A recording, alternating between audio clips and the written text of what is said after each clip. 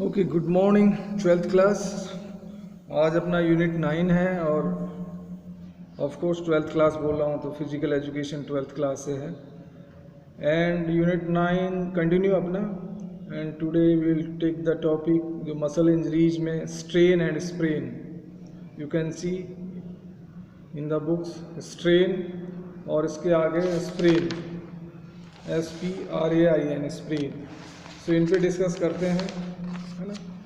तो जानते हैं कि स्ट्रेन क्या होता है, ठीक है। Strain injury is also named as muscle pull, है ना। हम मसल इंजरीज की बात कर रहे हैं तो स्ट्रेन है, मसल इंजरीज का एक पार्ट है जिसको मसल पुल के नाम से भी जाना जाता है। It is the injury of muscle which is caused by the over stretch और over stress and over stretch of muscles. देखिए कई बार मसल का या तो ओवर स्ट्रेस हो जाता है या ज़्यादा ओवर स्ट्रेच मीन्स होता है ना, जैसे हम उसको ज़्यादा स्ट्रेच कर देते हैं, ज़्यादा उसको पुल कर देते हैं। और ड्यू टू वायोलेंट पुल, या हमें वायोलेंट पुल, बहुत ही वायोलेंट का मतलब होता है कि मतलब एक तरह का एक्सट्रीम पुल कर लेते हैं, स्मूथ पुल नहीं करते हैं। So this is because of all these reasons. और भी बताया, in other words this is caused by the violent stretch of muscles beyond its normal limit. देखिए मसल में एक स्ट्रेचेबिलिटी होती है, एक इलास्टिसिटी होती है। मसल कॉन्ट्रैक्ट जब हम करते हैं, मसल का एक्सटेंशन भी होता है ना। कॉन्ट्रैक्शन जब होता है तो मसल्स शॉर्टन भी होती हैं, लेंथन भी होती है। बट अगर हम मसल्स को एक बियॉन्ड लिमिट अगर ऐसा करते हैं, मीन्स उसकी लिमिट से हम बाहर जाते हैं, तो स्ट्रेन होने के चांसेज हैं। In strain injuries muscle fibers get damaged और रप्चर्ड। अगर स्ट्रेन में बेसिकली होता क्या है कि जो मसल में जो फाइबर्स हैं वो या तो डैमेज हो जाएंगे या रप्चर्ड हो जाएंगे, दोनों में ही बेसिकली उनको टिश्यूज फाइबर्स को इंजरी होती है। जो फाइबर्स हैं डैमेज हो जाएंगे या रप्चर्ड हो जाएंगे, है ना, ठीक है। यही होता है इसमें। इट कॉजेज एक्यूट पेन, अगर ऐसा होगा तो बहुत ज़्यादा पेन होगा अराउंड द अफेक्टेड पार्ट जहाँ पे ऐसा हुआ है।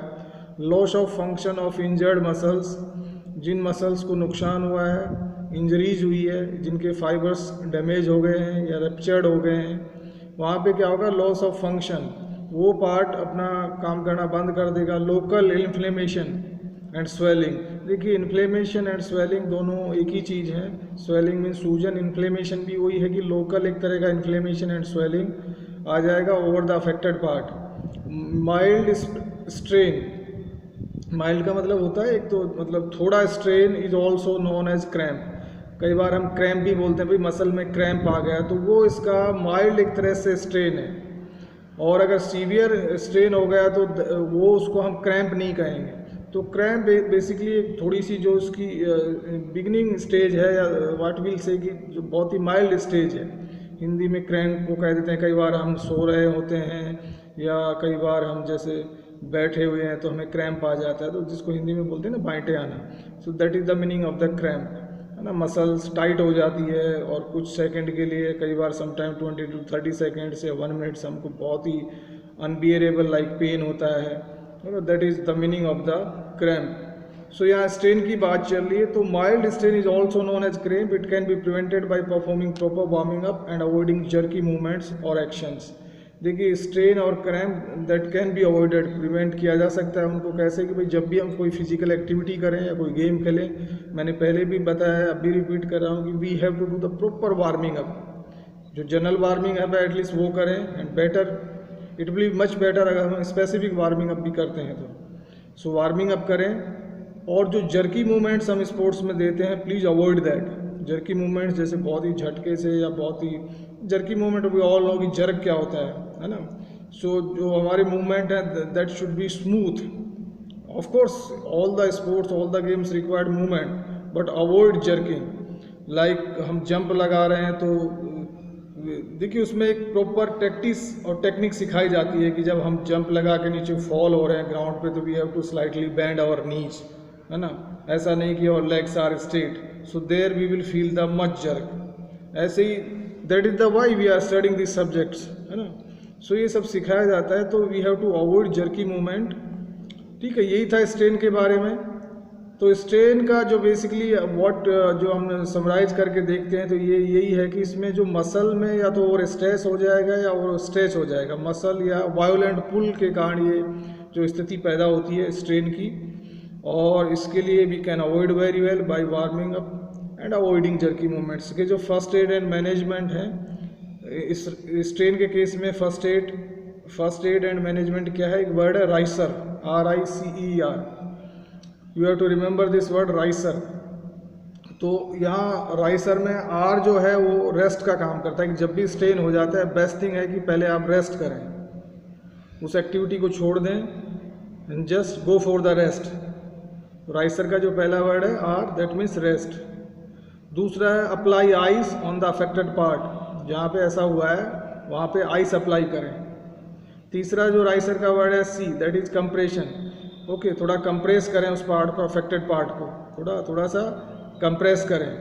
फोर्थ है, देखिए कंप्रेशन इन दैट केस अगर टीयर हो गए हैं आपके, रप्चर्ड हो गए हैं, फाइबर रप्चर्ड हो गए हैं, तो उस केस में कई बार ऐसा ब्लीडिंग के चांसेस हैं या इंटरनल ब्लीडिंग हो गई, तो इन दैट केस कंप्रेशन देना है so that the bleeding can be stopped. And further है एलिवेशन। एलिवेशन का मतलब होता है कि उस अफेक्टेड पार्ट को थोड़ा सा हम एलिवेट करते हैं above the heart level so that bleeding रुक जाए। एंड फाइनली है रिहेबिलिटेशन। रिहेबिलिटेशन का मतलब होता है बेटा उस अफेक्टेड पार्ट को वापस बैक टू स्टेट लाना। सो उसके लिए जैसे क्योर भी हो जाता है तो उसके लिए रिहेबिलिटेशन एक प्रोसीजर होता है जिसमें मसाज की जाती है और भी कई चीज़ें की जाती हैं ताकि वो जो पार्ट है बॉडी का वो पहले जैसा हो जाए, प्रॉपर हो जाए। That is the meaning of the rehabilitation, है ना। स्पेशली इनमें मसाज ज़्यादा की जाती है रिहेबिलिटेशन में। इसके अलावा कुछ स्पेसिफिक एक्सरसाइज की जाती हैं, इलास्टिक कोड से एक्सरसाइज की जाती है या वेट से एक्सरसाइज की जाती है या स्ट्रेचिंग एक्सरसाइज की जाती है। That is the meaning of the rehabilitation. किसी आप प्लेयर्स को देखा होगा, क्रिकेटर्स को देखा होगा, जब उनको इंजरी हो जाती है तो इंजरी उनकी ठीक हो जाएगी लेकिन उनका एक रिहेबिलिटेशन किया जाता है 1-2 महीने ताकि जो बॉडी पार्ट है परफेक्टली ओके हो जाए and then they go for the fitness test. So this is all about the this thing strain। यहाँ पे भी वही चीज़ दी जाती है। मैं यहाँ बुक से थोड़ा सा क्विकली आपको रिपीट कर रहा हूँ। रेस्ट टू प्लेयर मैंने बताया, immediate apply cold compression, rest के बाद होता है आइस, तो यहाँ कोल्ड कंप्रेशन का मतलब आइस है। थर्ड है RIC, C means compression bandage should be applied over the affected part. Fourth, elevate the affected part above the level of heart, मैंने बताया था, ठीक है। और फाइनली होता है RR, दैट मीन्स रिहेबिलिटेशन, ठीक है। अब हम बात करेंगे स्ट्रेन की। ओके, अब स्ट्रेन और स्प्रेन में now will talk about the sprain. So what is the difference between strain and sprain, you will come to know. Sprain, it is the injury of ligament और tendon around the joints. जो हमारे joints होते हैं, we all know कि वहाँ पे ligaments होते हैं, है ना। दो जो जॉइंट्स पे ऑफ कोर्स कम से कम 2 बोन होंगी मिनिमम। उन बोनों को जोड़ने का जो काम करते हैं वो लिगामेंट्स करते हैं। जो टेंडेंस होते हैं, टेंडेंस का क्या काम है बेटा, जो हमारी मसल्स होती हैं उन मसल्स को जॉइंट से जोड़ना है, बोन से जोड़ना है। उस मसल्स को जो हमारी मसल्स होती है, मसल्स को बोन से जोड़ने का काम क्या करते हैं, टेंडेंस करते हैं। और लिगामेंट क्या करते हैं, बोन को बोन से जोड़ते हैं। जो अपना जॉइंट्स में जो बोन होती हैं, 2 बोनों को जोड़ने का काम क्या करते हैं, लिगामेंट्स। सो अगर इंजरी हो जाती है किस पे, it is the injury of ligament और टेंडेंस अराउंड द जॉइंट्स। तो स्प्रेन के केस में जॉइंट में बेसिकली इंजरी होती है और इसको हिंदी में बोलते हैं मोच। तो मोच हम जनरली कहाँ पे होती है, आपने देखा होगा जॉइंट्स पे होगी, या तो एंकल पे होगी या नी पे होगी या एल्बो पे होगी। जॉइंट से तो होना है स्प्रेन, बीच में बोन में कहीं पे भी स्प्रेन नहीं होगा। इसको देखते हैं क्या बोलती है book. It occurs due to over stretching of ligament, या तो हमने लिगामेंट्स को ओवर स्ट्रेच कर लिया, और ट्विस्ट, कई बार हमारा पैर ट्विस्ट हो जाता है, हमें एंकल में देखा होगा वो स्प्रेन हो जाता है, मोच आ जाती है। सेम केस अपना नी का है। In sprain injury there is rupture of ligaments और टेंडेंस। जो टेंडेंस में या तो प्रॉब्लम हो जाएगी या लिगामेंट्स रप्चर हो जाएंगे, ठीक है। Sprain is very painful and it restricts the movement of joint. Of course जब भी हमें स्प्रेन हो जाता है या किसी एथलीट्स को स्प्रेन हो जाता है तो पेनफुल होता है और वो उसके मूवमेंट को रिस्ट्रिक्ट करता है। रिस्ट्रिक्ट करता है मीन्स बाधा पहुंचाता है उसके मूवमेंट्स में, ठीक है। There is swelling as there is a lot of internal bleeding. Swelling आ जाती है अफेक्टेड पार्ट में, क्यों आ जाती है, समटाइम्स इंटरनल ब्लीडिंग हो जाती है। एक होती है external bleeding that can be seen, जो हम देख सकते हैं, खून का बाहर निकलना बॉडी से। एक होती है इंटरनल ब्लीडिंग, मतलब बॉडी में जब इंजरी हो जाती है तो अंदर ही अंदर ब्लीडिंग हो रही है, that is called internal bleeding. So internal bleeding is more dangerous comparing to the external bleeding. Okay, sprain injury is common to knee. मैंने बताया था कि ये कहाँ कहाँ होने के चांस होंगे, नी, एंकल, रिस्ट और elbow joints, because it's related to joints. It can be prevented by proper warming up and avoiding jerky movement. जो प्रिवेंशन हमने स्ट्रेन के लिए लिया था वही प्रिवेंशन यहाँ पे भी है, कि जब भी हम फिजिकल एक्टिविटीज़ के लिए जाएं या कोई एथलीट जाए, better to do a proper warming up, because warming up से बहुत लॉट ऑफ बेनिफिट्स हैं। बॉडी का टेम्परेचर राइज होता है, मसल रेडी हो जाती हैं, जो हार्ट रेट है वो ठीक हो जाता है, बढ़ जाता है, एंड बॉडी एक स्टेट में आ जाता है ना। बॉडी एक बेसिकली स्टेट में आ जाता है, वार्म हो जाता है बॉडी उस एक्टिविटीज़ के लिए, उसी को बोलते हैं warming up. Warming can be done by jumping, stretching, twisting, bending, all these are the methods of warming up. So it can be prevented by proper warming up and avoiding jerky movements. Of course, jerky movements are not advisable in sports. Even हम अपने day to day activities करते हैं उनमें भी कहा जाता है कि jerky movement, जैसे हम कोई हैवी वेट उठा रहे हैं तो एक तो हम उसको स्लोली उठाएं, स्मूथ मूवमेंट करें, बहुत जर्क से उठाएं, तो वहाँ पे हमारे इंजर्ड होने के चांसेज हैं, इंजरी आने के चांसेज हैं। कई बार हम वेट लिफ्टिंग एक्सरसाइज करते हैं, अगर वहाँ पे डम्बलिंग जर्क के साथ कर रहे हैं तो हमें शोल्डर इंजरी हो जाती है ना, शोल्डर या हमारी बैकबोन रिलेटेड प्रॉब्लम हो जाती है। So because this is all because of the jerky movement. So all the movement should be smooth, jerk to be avoided in all the case. इसका जो फर्स्ट एड एंड मैनेजमेंट है sprain का, इसमें भी वही राइशर है। Please remember this word, rest, R means rest, I means ice, C means compression, E means elevation and R means rehabilitations. मैंने बताया था कि what is the meaning of the riser. Okay, so this is all about the strain and sprain. Now we'll talk about the management of heart tissues injuries. Heart tissues injuries क्या होंगी? Bone injuries होंगी, है ना। अभी तक we were talking about the soft tissues injuries, जिसमें muscle injuries थी, skin injuries थी, लेकिन अब हम बात करेंगे bone injuries की। ठीक है बेटा। सो ये वीडियो लेंथी हो रहा है, बट मैं कोशिश करता हूँ कि इसमें डिसलोकेशन को कवर करने की कोशिश करता हूँ। कल मैं आपको लूँगा बेसिकली फ्रैक्चर के बारे में, हम नेक्स्ट वीडियो में बात करेंगे, but now let us see about the dislocations. Bone injury is a serious injury of course and it is very painful definitely. If bone injury is not handled properly, it may lead to permanent disability.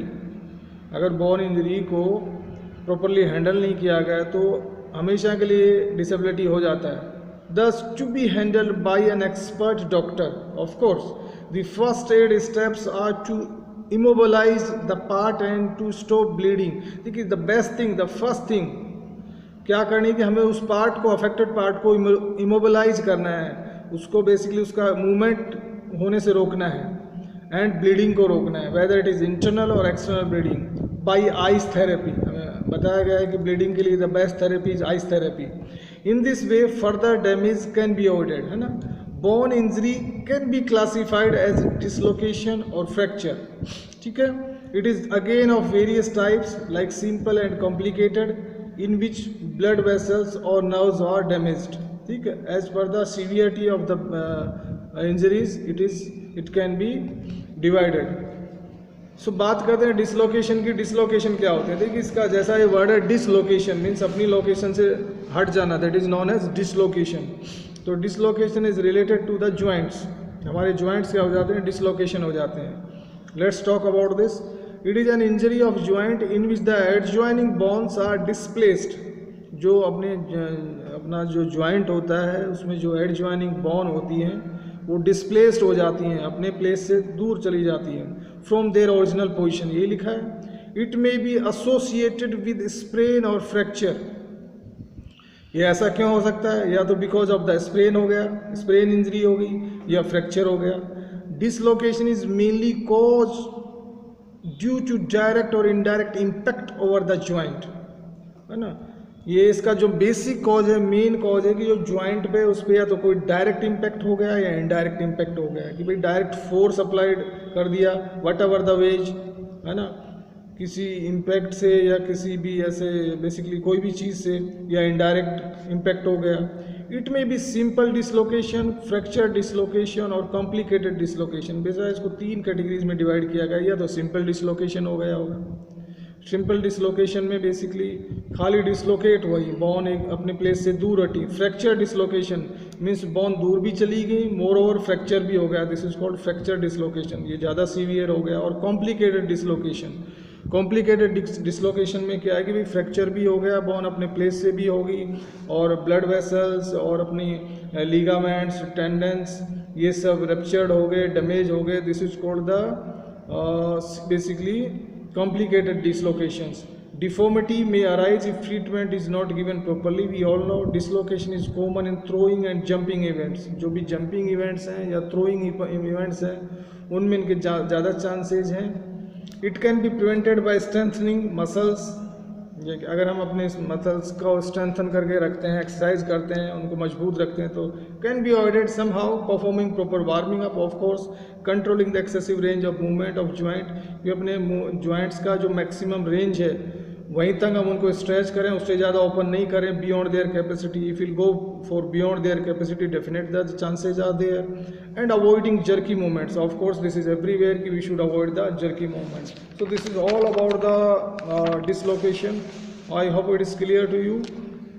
So we started the management of heart tissue injuries और हमारा first था dislocation. In the next videos we will talk about the fracture. We will come to know what is fracture and what are the categories of fracture and what are the groups, मतलब जो group है expert pattern वो क्या है, symptoms of bone injury क्या होता है, first aid और management देखेंगे bone injuries का। So we'll go very slowly, don't worry. I hope these things are clear to you. Please pay attention. Don't just ignore that this is physical education subject and you can cover up in the last month or last 15 days before your exams start. Nothing like that. Many times I repeated in the past also, this is the only subject that will increase your overall percentage. Moreover, this is the really only subject that will help you throughout your life. Rest of the subjects maybe you don't need after a certain age, but this is the subject you will need throughout your life, जो पूरी ज़िंदगी आपकी help करेगा। And specially in these kind of scenario, आजकल नई नई चीज़ें, नए नए वायरस हम फेस कर रहे हैं। सो ये सब्जेक्ट आपके पूरी लाइफ के साथ चलने वाला है। सो इस पर अटेंशन करें, बहुत ही अच्छा सब्जेक्ट है, प्रैक्टिकल सब्जेक्ट है, थ्योरेटिकल भी है। It's very good subject really. So that's all for the day. I hope you enjoy these things. So see you tomorrow. Have a great day.